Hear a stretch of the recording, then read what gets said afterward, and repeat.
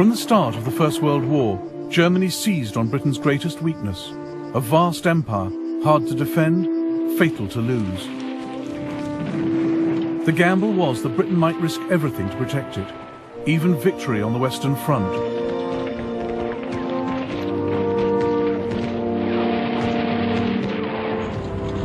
War for Europe meant war for the world.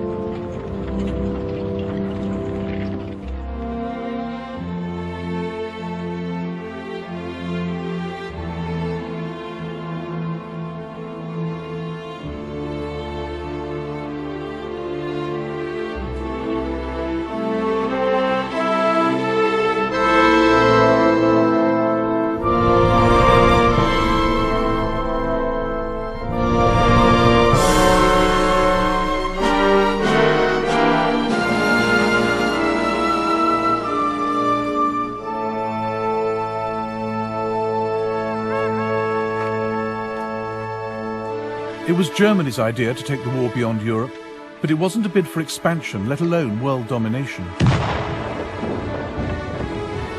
The aim was to take the pressure off her armies in Europe by attacking the British Empire, hoping to divert Britain's troops, ships and resources to defend distant colonies. Britain also had no thought of a bigger empire. She just didn't want to lose the one she had. So while Germany wanted to open the war up around the globe, Britain was desperate to close it down.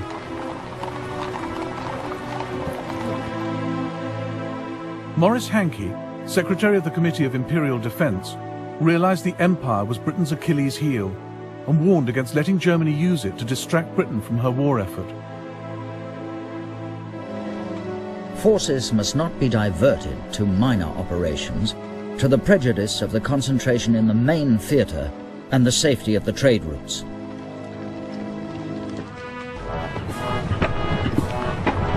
"15 years before, Germany had proclaimed herself an empire builder. The Kaiser had taken his country into the 20th century as a German admiral, creating a global German navy.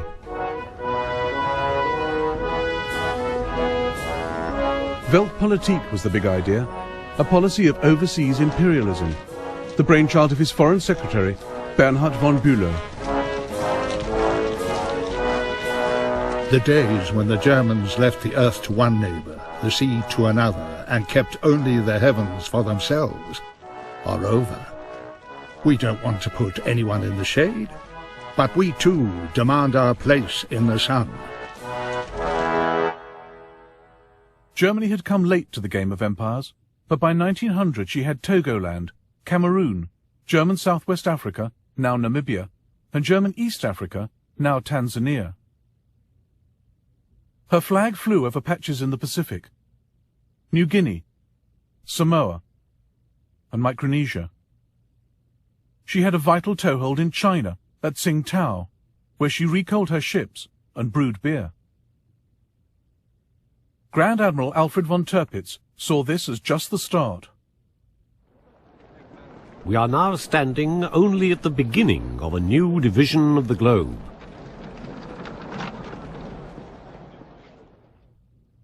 Germany alarmed the world with her imperial tub-thumping. She eyed up Puerto Rico and considered pouncing on the Panama Canal the minute it was completed.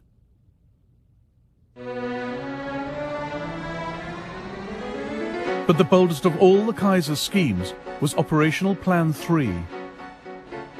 The East Coast is the heart of the United States, and this is where she is most vulnerable. New York will panic at the prospect of bombardment. By hitting her here, we can force America to negotiate.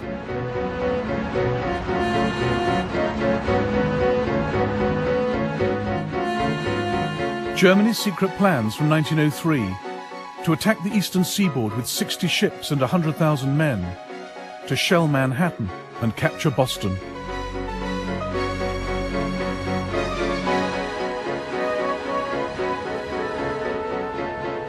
The outlandish scheme was driven by the Kaiser's resentment of America's growing power in the Pacific. He believed in a militarist state and increasingly hated what the West stood for. Service to mammon, greed, self-indulgence, land-grabbing, lying, treachery, and not least murder. The Kaiser thought capitalism was vulnerable, that a strong enough attack on its international systems of trade, credit and insurance could bring the edifice tumbling down. Operational Plan 3 was dropped, but not the hostility towards capitalist empires.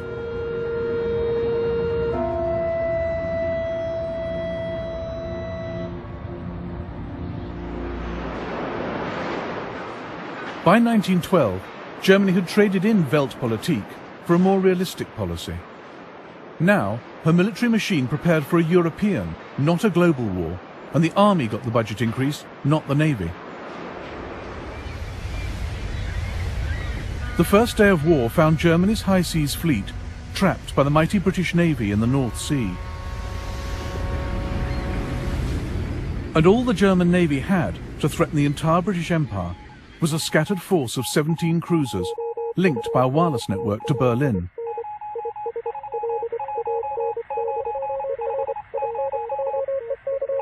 There was the Königsberg off East Africa, the Goeben and the Breslau in the Mediterranean,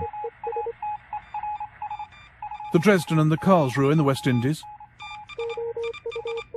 the Leipzig off the west coast of America. But the greatest concentration of cruisers was Admiral Graf von Spee's powerful East Asiatic Squadron, based at Tsingtao in China.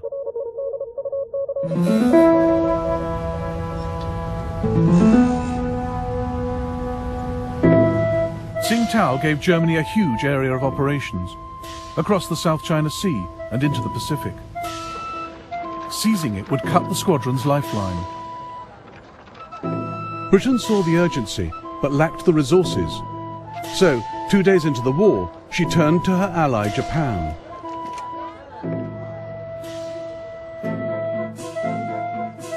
Japan was a growing power. Britain's call for naval help suited her ambitions perfectly. Together, Britain and Japan would capture Tsingtao, vital German base, and the Kaiser's pride and joy. It would shame me more to surrender Tsingtao to the Japanese than Berlin to the Russians. On the 2nd of September 1914, 60,000 Japanese troops landed up the coast, violating China's neutrality. They met up with 2,000 British and closed in on the German garrison of 4,500. It's unbearable. All we can do is sit and wait for this bunch of monkeys to arrive. Every day they get a bit closer. No one expects to get home in one piece. No hope of reinforcements. The noose around our necks is getting tighter and tighter.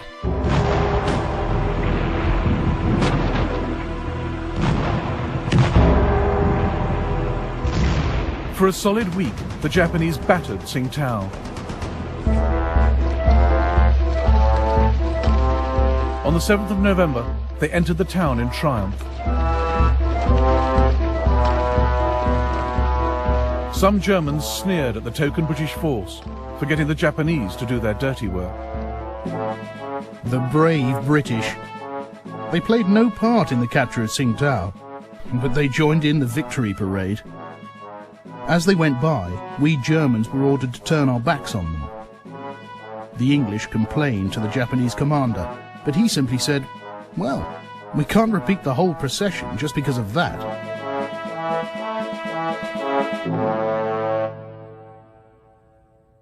The capture of Tsingtao gave Japan a launch pad to pursue her empire building.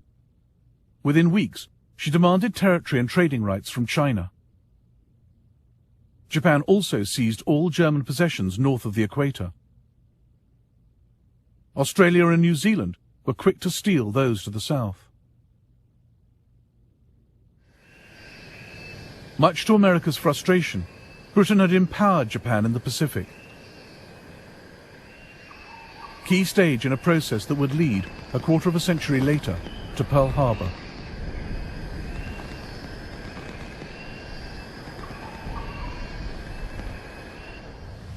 Germany's loss of Tsingtao, far from neutralizing Spee's squadron, ensured its destructive power would be felt around the globe.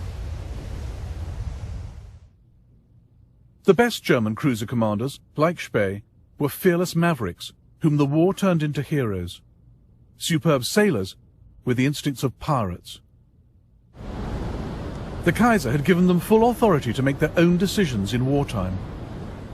The heavy responsibility of the officer in command will be increased by the isolated position of his ship, but he must never show one moment of weakness. Above all, the officer must bear in mind that his chief duty is to damage the enemy as severely as possible. Spee now split his squadron. The light cruiser Emden, under Captain Karl von Müller, made for the Bay of Bengal. Spee in the Scharnhorst led his other ships across the Pacific.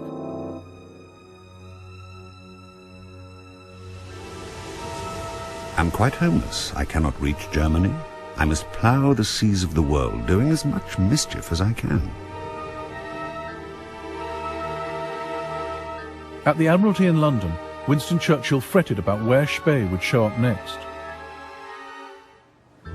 The vastness of the Pacific and its multitude of islands offered him their shelter, and once he had vanished, who should say where he would reappear?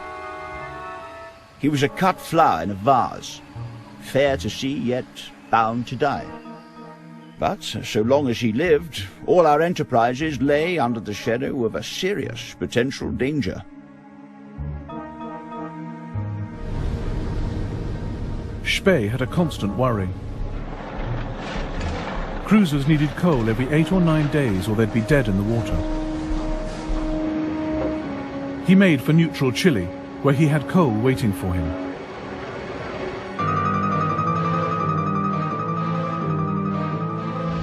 On the 1st of November 1914, he ran into a British fleet off Coronel.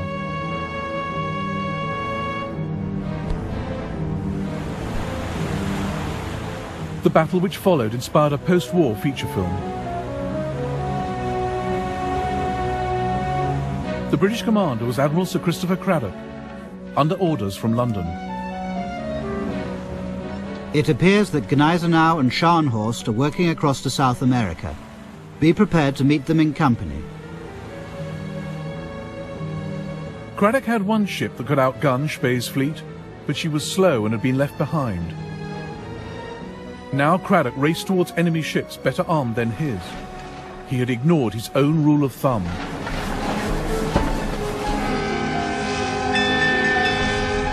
A naval officer should never let his boat go faster than his brain.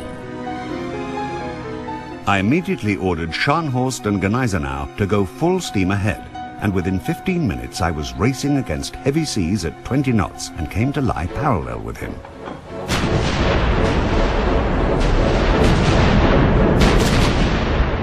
Cradock's ships were no match for Spee's.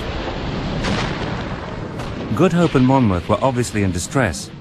Monmouth yawed off to starboard, burning furiously. There was a terrible explosion on Good Hope between her mainmast and her after funnel.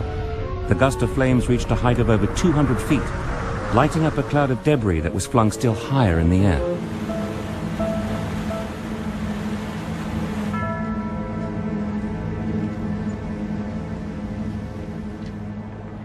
"1,600 British sailors were lost. It was Britain's worst naval defeat for 250 years. The global war was going Germany's way.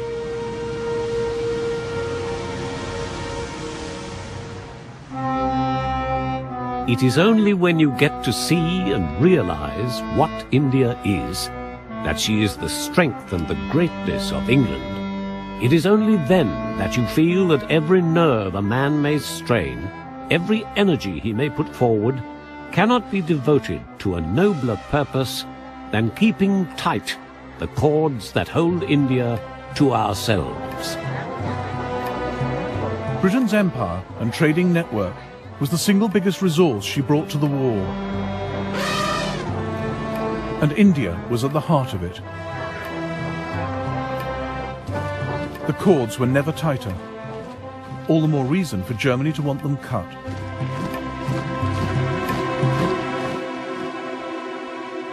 These slender lines on the map were now the focus of intense study in the British and German admiralties, in the chart rooms of warships. Fingers traced the vital shipping lanes, through the Suez Canal, around South Africa's Cape. Minds pondered how to protect them, how to sever them. And one of the sharpest minds was on the bridge of the German cruiser Emden. A month after she left Admiral Spee's squadron, Captain Karl von Müller steered her into the Bay of Bengal. In 1932, the Germans made a feature film about his odyssey.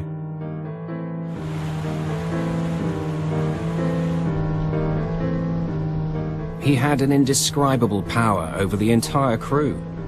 He never gave orders, he just expressed a wish. From the moment he took command of the ship, he never left the bridge again. This is where he stood, slept, sat, studied the maps. This is where he wanted to be, stand or fall.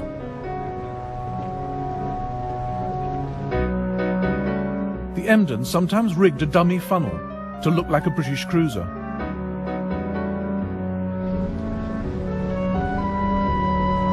A large steamer appeared dead ahead, and thinking we were an English man of war, was so overjoyed at our presence that she hoisted a huge British flag. I'd like to have seen the look on her captain's face when we hoisted our flag, and invited him most graciously to tarry with us a while. Captain Müller became famous for taking all crew and passengers safely onto the Emden before sinking their ship. We always allowed them time to collect and take with them their personal possessions.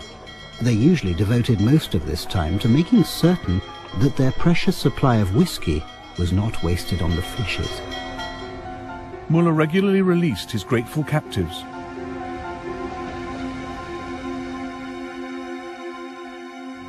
Such was the Emden's impact that the British Admiralty later drew up this chart to track her movements.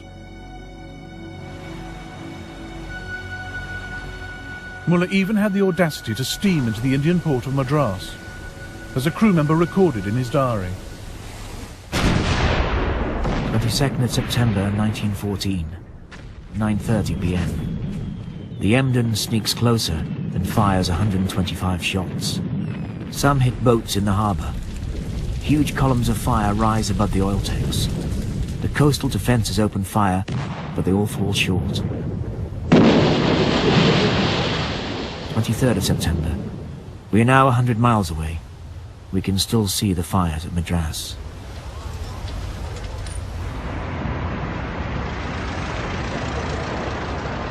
In the City of London, freight rates and shipping insurance rocketed.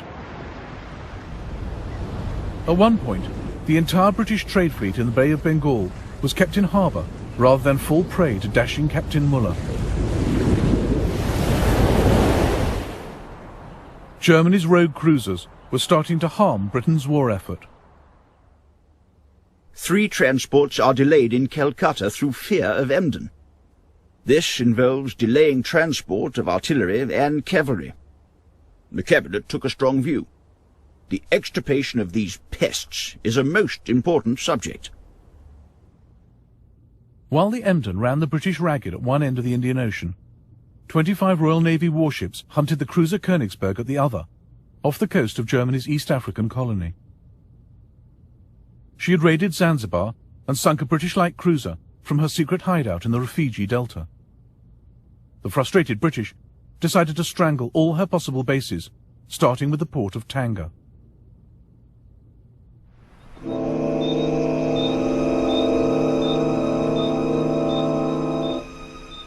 On the 2nd of November 1914, the British steamed into this bay.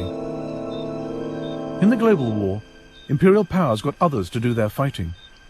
Most of the British troops were Indian.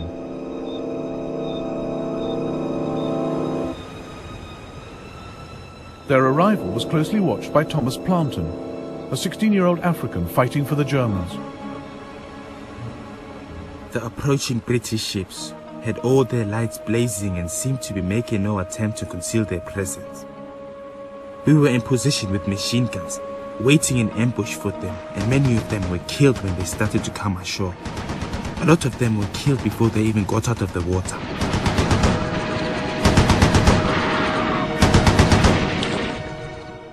Thomas Plantin was one of 2,500 men under German commander Paul von Lettow-Vorbeck. The British thought taking Tanga would be a pushover, but they reckoned without Lettow. He was a professional Prussian soldier, hard as nails, charismatic.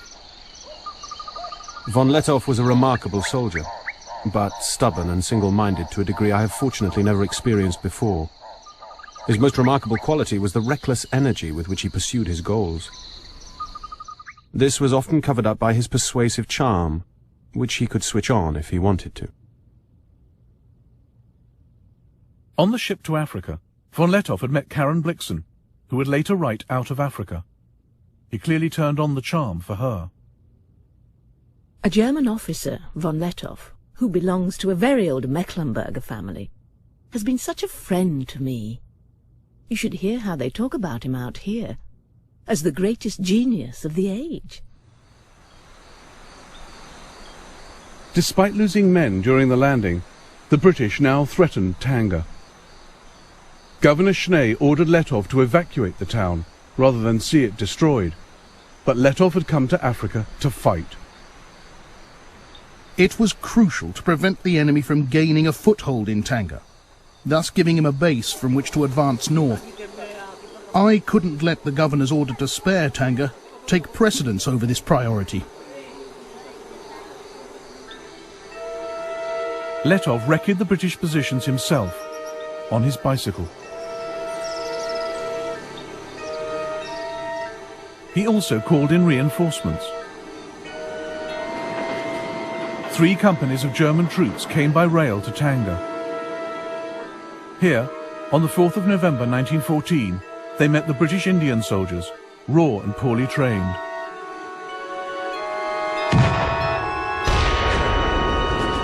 British intelligence officer Richard Meinertzhagen watched the ensuing rout.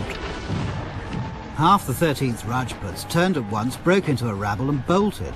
I could not believe my eyes. They were all jabbering like terrified monkeys and were clearly not for it at any price. Everyone in the dense forest, friend and foe, was mixed up together, shouting in all sorts of languages. The enemy ran off in wild disorder, and our machine guns mowed down whole companies to the last man. Von Lettow was based here, at the German hospital.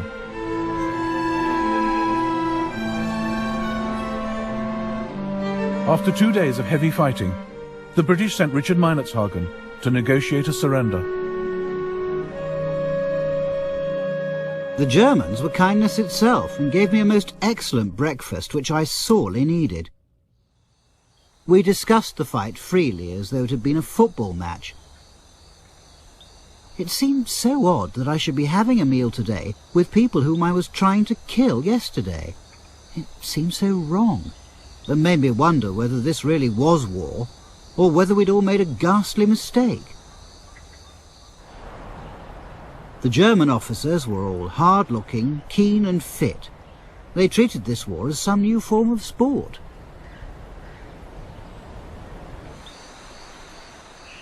The British failed to take Tanga and suffered 700 casualties. Lettow lost just 65. Germany hailed him as a hero. A German David is fighting alone against the British Goliath in Africa.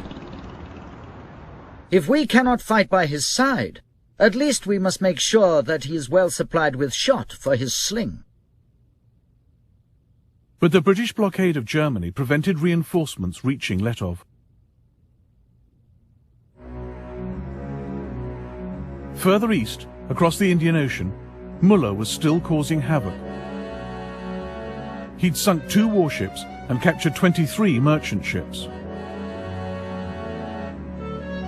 On the 9th of November 1914, the Emden anchored at the Cocos Islands to destroy the British wireless station.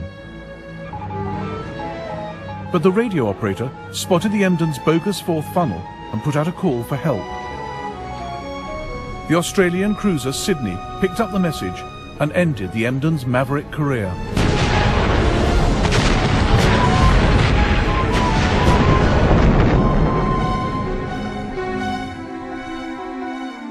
Captain Muller was taken prisoner, He and the other survivors were well looked after. Dear loved ones, I'm well and healthy. The British were very friendly. They took loads of photos of us and asked for our addresses to send us the snaps. Yours, Walter.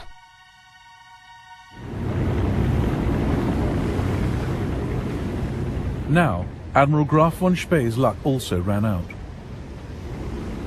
Britain took the risk of detaching 2 of her latest battlecruisers from the crucial North Sea blockade of Germany to deal with him.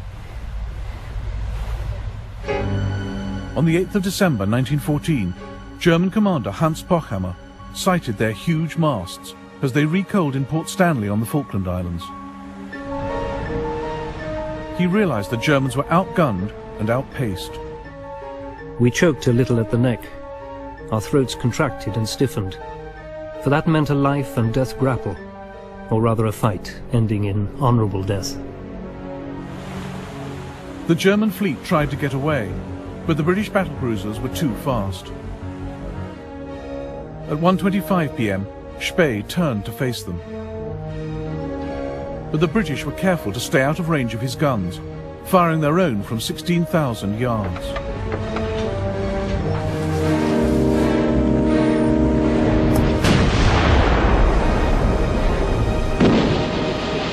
Lieutenant Harry Bennett on HMS Canopus watched what happened and painted these watercolours.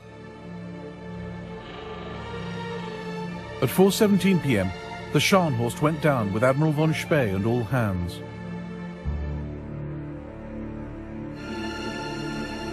At 6:02 p.m, the Gneisenau sank with most of its crew, including Spee's younger son Heinrich. His other son Otto was on the doomed Nuremberg. The sight was one of fearful awe. She turned over and sank with a graceful gliding motion, as would a tumbler pressed over in a bowl of water. Those who went down in her were game to the end, for we saw a party of her men standing on the quarterdeck, waving the German ensign as she sank, and so they went down into their watery grave. The Battle of the Falklands heralded the end of Germany's cruiser campaign. Her global war would increasingly have to be fought on land. Again, her commanders would stretch slim resources to lead the British Empire a dance.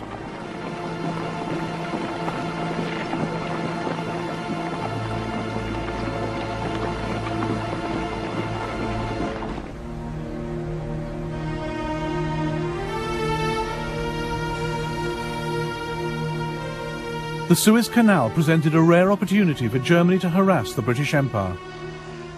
A crucial British sea lane, vulnerable to attack by land forces.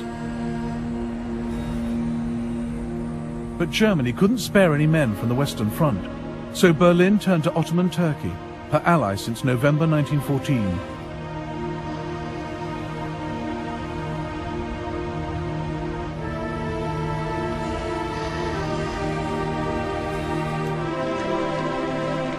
The Turkish Fourth Army was stationed in Palestine, just 150 miles from the Suez Canal.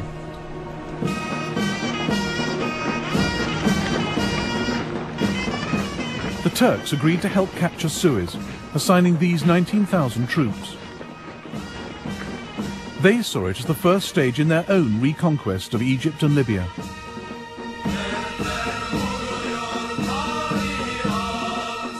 We marched at night and only by moonlight.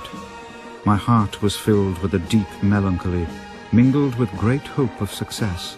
At the sound of the song, the red flag flies over Cairo, to the accompaniment of which the advancing battalions forged ahead over the endless waste of desert, feebly illuminated by the pale gleam of the waxing moon.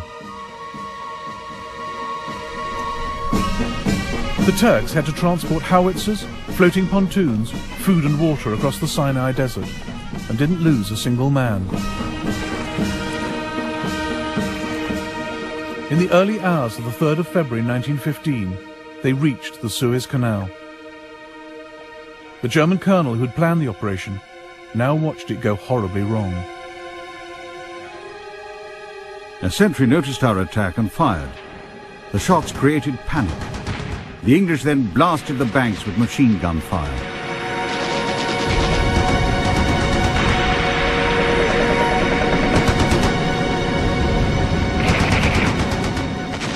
The Turks found the canal defended by 9 British warships and 30,000 Indian troops dug into defensive positions. The Ottoman troops suffered 1,200 casualties. The survivors retreated across the desert.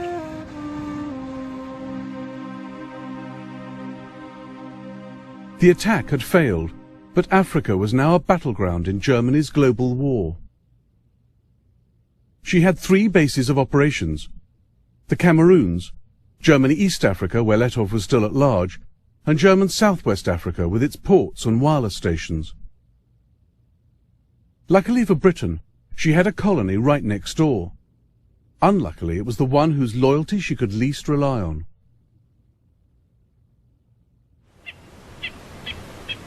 The Union of South Africa was racially diverse. Blacks, Boers, and British settlers. Just 15 years before, Britain had fought a long, bloody war against the Boers. Many still had little love for Britain. Their loyalty could not be counted on. As one commander told South Africa's Prime Minister, Louis Botha, "My men are ready. Whom do we fight? The English or the Germans?" But South Africa was ideally situated to launch an attack on German Southwest Africa.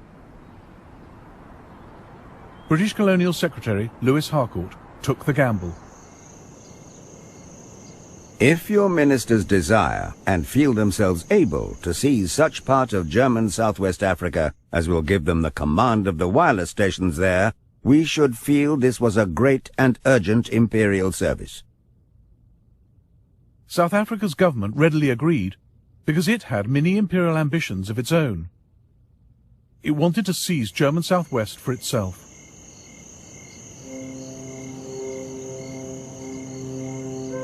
On the 14th of September 1914, South African forces crossed the Orange River into German Southwest.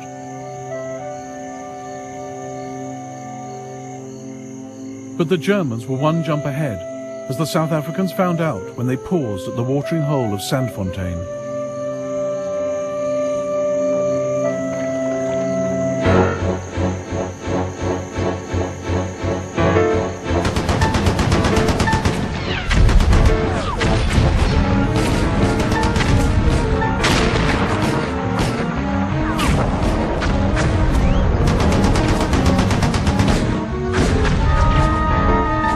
The South Africans were beaten, but there was worse to come.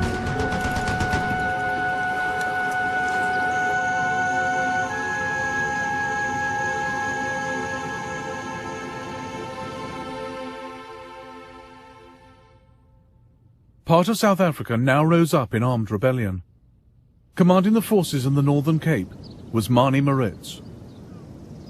Fearless and uncompromising, Maritz had fought a vicious guerrilla campaign against Britain in the Boer War.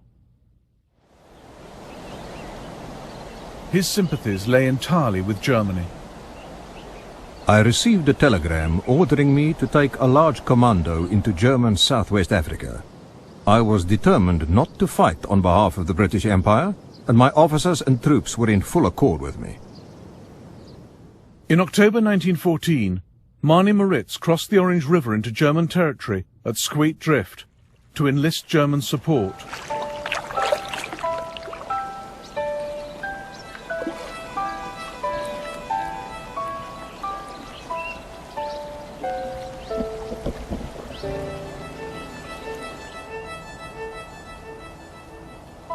Two days later, Maritz addressed his troops under this tree.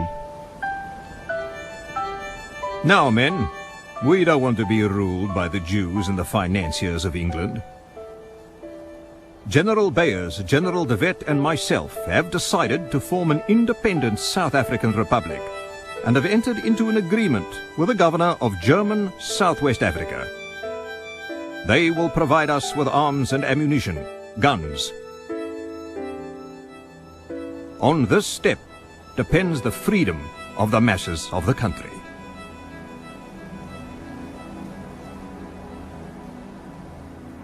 Britain's request for help had brought her dominion to the brink of civil war. In London, the Colonial Secretary Lewis Harcourt feared the break-up of the Union of South Africa. He secretly ordered 30,000 Australian soldiers diverted to the Cape to smother the rebellion. Safety of the Union is first and paramount consideration. We attach no importance to German Southwest Africa in comparison. The Australians weren't needed. In the winter of 1914, the loyal South Africans defeated the Boer rebels. This is rare film of 50 of them being led to trial in Cape Town. But they never caught Mani Moritz. By July 1915, South Africa cornered the Germans, forced their surrender, and annexed their colony. And Britain had more work for South Africa, north this time, to deal once and for all with von Lettow. London turned to South Africa's Defence Minister to lead the campaign, Jannie Smuts. Smuts too had fought in the Boer War, but was now passionately pro-British. More a statesman than a soldier, Smuts made an indifferent general of conventional forces. And he was up against Lettow. British officer Richard Meinertzhagen was now Smuts's intelligence officer. Smuts is quite determined to avoid a stand-up fight. He told me he could not afford to go back to South Africa with the nickname Butcher Smuts. If von Lettow is clever and Smuts not clever enough, there's going to be trouble. Lettow was clever. Here, at his headquarters at Moshi railway station, he thought through the idea of depriving Britain of manpower in Europe by opening up the war in Africa. The question was, could we, with our small forces, prevent considerable numbers of the enemy from intervening in Europe, or inflict substantial damage on their armaments and troops? I strongly believed that we could.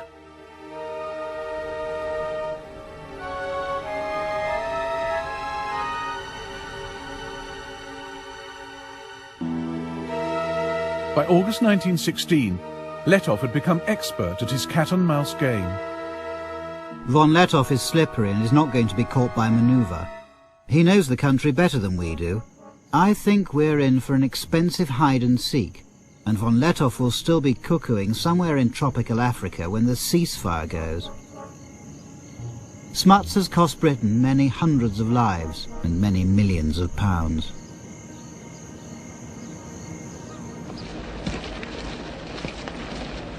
Lettow ran his force of up to 15,000 soldiers, mostly black, on scrounging and improvisation. No supplies from Germany reached him after March 1916, but he made a little go a long way, as Ludwig Deppe, one of his medical officers, noted. When there was no ammunition, Lettow would try to produce his own cartridges. If the men asked the commander for weapons or clothes, they were told, "Take it from the enemy." Lettow made war at cost price. You'd have been justified in displaying this war at a country fair with a for sale sign. Cheapest war in the world.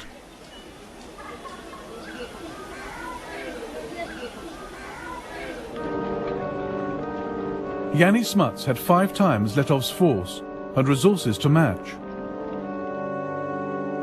But the further he went into German East Africa, the more stretched his supply lines. And he reckoned without the killer tsetse fly. The life expectancy for his 50,000 horses was just 4 weeks.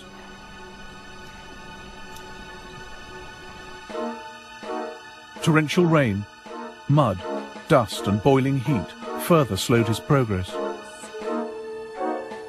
Intelligence was sketchy, maps inadequate. Telephone cable often had to be raised to 8 meters to avoid damage by giraffes. Thus is like warfare of bygone days. We come along where no road had ever been, where probably white man had never trod before. The river is in flood and we can't get across. On the other side, the German patrols are watching us, but the crocodile hold the peace between us very successfully.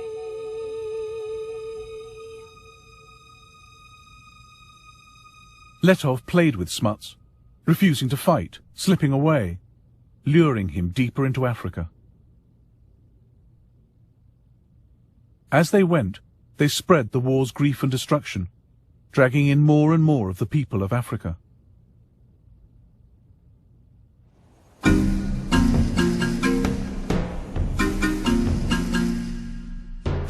This war was being carried on the backs of black Africans.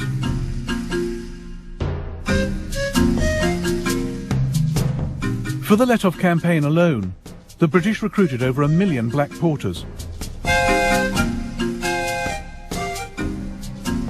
1 in 5 died from malnutrition and disease, death rates comparable with those on the Western Front.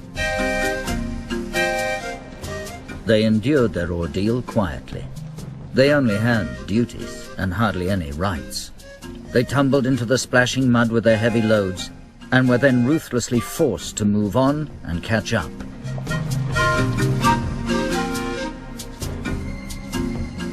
Oh, the Lindy Road was dusty, and the Lindy Road was long. But the chap what did the hardest graft, who could not do but wrong, was the Cavarondo porter, with his Cavarondo song. It was, "Come here, porter." It was, "Amera, here, get." And Amera didn't grumble. He simply did his bit.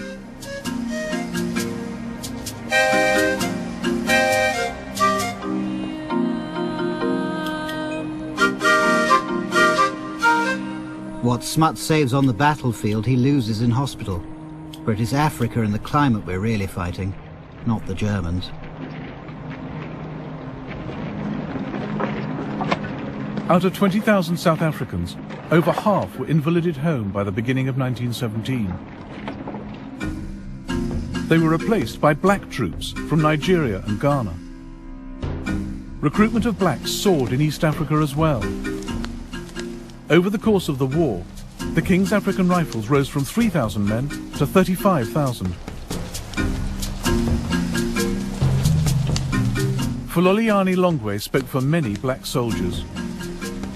Think of yourself buried in a hole with only your head and hands outside, holding a gun, death smelling all over the place.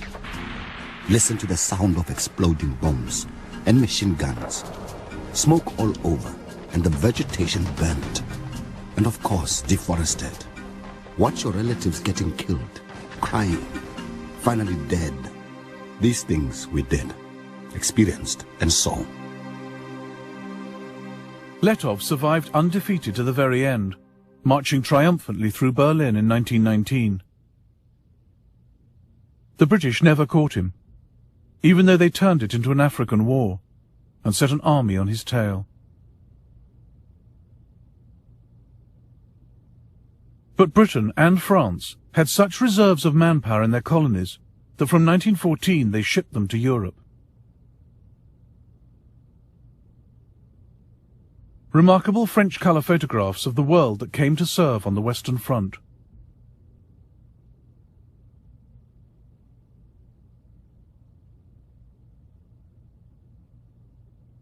French General Charles Mangin had calculated that France could raise up to 300,000 from her empire for Europe. No one believed him. But in fact, they mobilized double that number.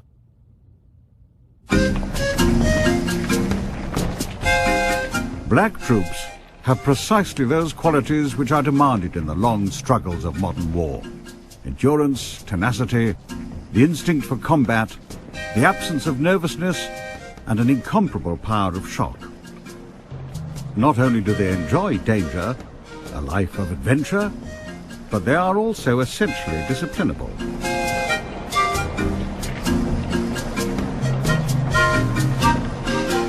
People started hiding and running away from the camp. There were all kinds of illnesses, even psychological illness. People didn't know where they were going or even why they were fighting. There were rumors that we would never come back, that we are going to be sold as slaves.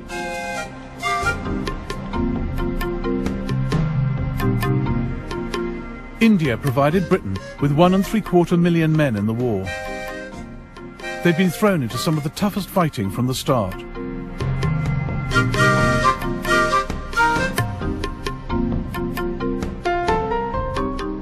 One Indian wrote to a friend,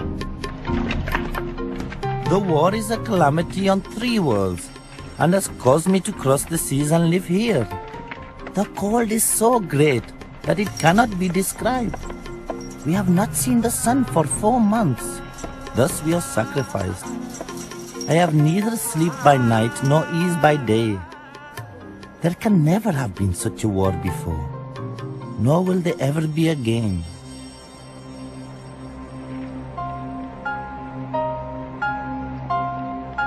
Some men, like Jason Jingo, used to the habitual racism of colonial rule, returned home with greater self-esteem.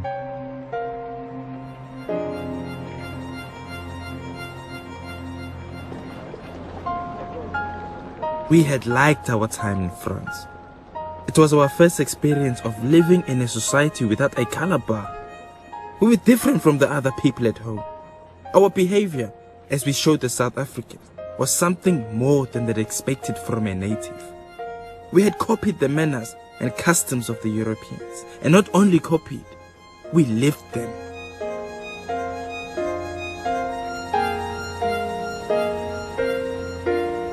But it wasn't the same Africa Jason Jingo and the other survivors came back to after the war.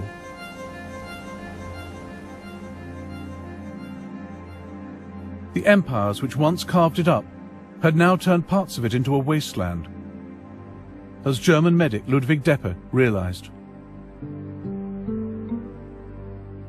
Behind us we leave destroyed fields and, for the immediate future, starvation. We are no longer the agents of civilization. Our path is marked by death, plundering, and deserted villages.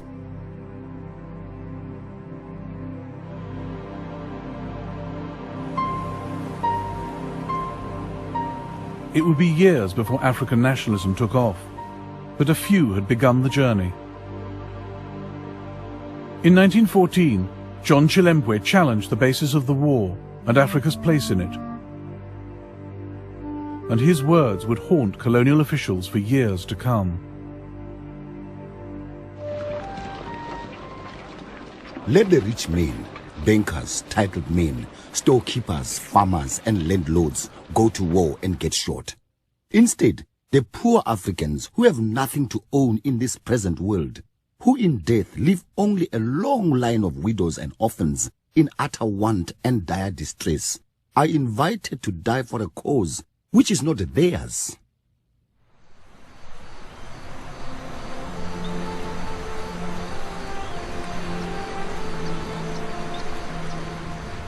Germany had fought a remarkable global war. But it cost her cruisers, her wireless network, and all her colonies. Yet Germany had forced Britain and France to call on their empires and lean on their allies. In the process, these flexed their muscles and formed empires of their own.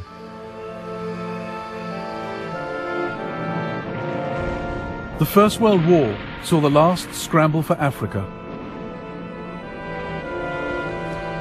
And the ideas the Kaiser had so hated, land grabbing, avarice and capitalism, had in fact been spread wider. For the moment, imperialism looked more successful than it had ever been.